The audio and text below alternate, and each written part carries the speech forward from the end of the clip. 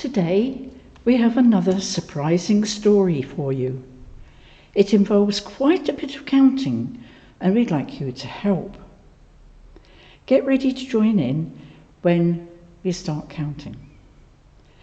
Let's open the book to the Bible story called The Widow's Coins. Jesus and his friends went to the temple. There was a long line of people waiting to give their offerings. They dropped their coins into a hole in the temple wall, and the coins clattered into a money box below. Come and stand by the wall. Jesus said to his friends, I have some sums for you. If you listen closely, you can hear how many coins each person has given. Let's see who gives the most. The first person was a merchant. He looked very rich indeed.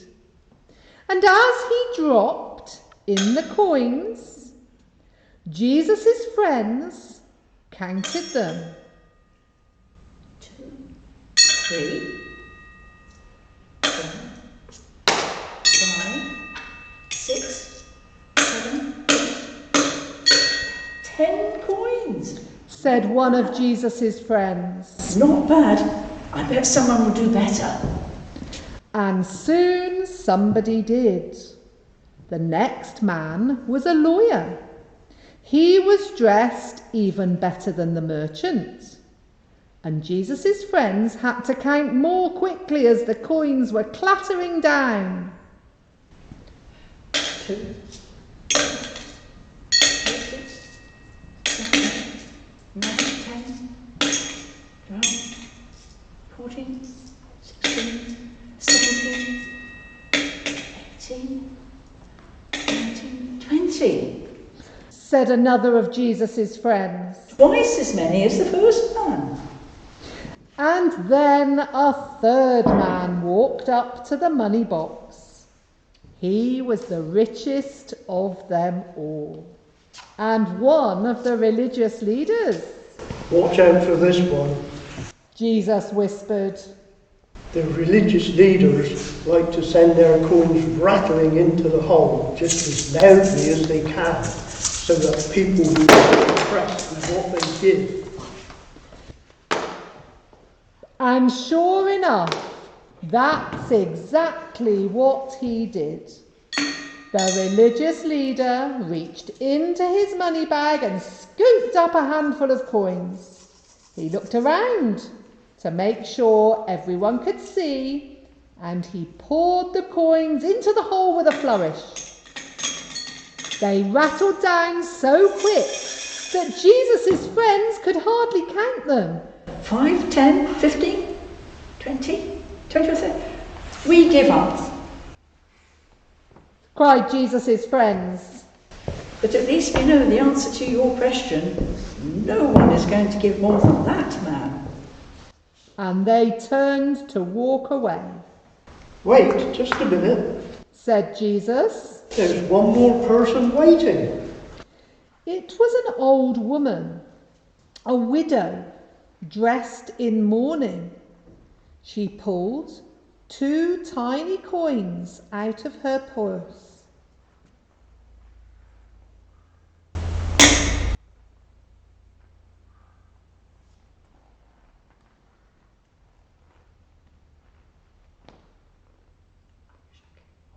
I wish I could give more, but it's all I've got. And she dropped the coins, 1, 2, into the hole. Jesus looked at his friends.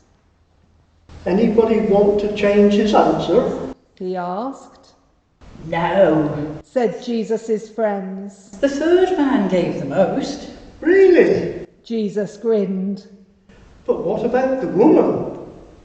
The woman? His friends chuckled. The woman only put in 2 coins. We can count, you know. I know. Said Jesus. But those were the only 2 coins she had. The others put in more coins. That's true. But they have plenty more in their pockets and in their money boxes back home. The woman, however, gave everything she had. Don't you see? It all adds up. The woman dropped in the fewest coins, but in the end she gave the most of all. Jesus' friends were constantly amazed by the surprising things he taught them. And in today's story, Jesus said something really surprising, that the poor widow had given more than the rich man. She was very poor indeed. Her husband had died, and she only had 2 coins left in her purse. She wanted to help others, so she gave both of the coins away. It was only a small amount of money, but it was everything she had. So let's be quiet and think about what we might be able to give to help others. We could perhaps give some of this week's pocket money to a charity. Or, if we don't get pocket money, we could give up some time to give extra help at home or help tidy the classroom.